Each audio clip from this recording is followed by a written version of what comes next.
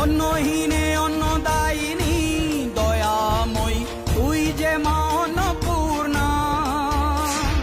সন্তান স্নেহে তুই মা যেন কল্যাণী সম্পূর্ণা।